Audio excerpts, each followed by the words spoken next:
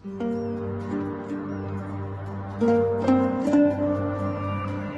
тілімен сөйлескен,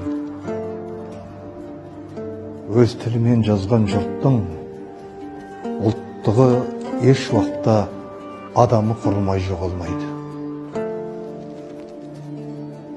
Ұлттың сақталуына да, жоғалуына да себеп болатын нәрсенің ең қуаттысы тіл.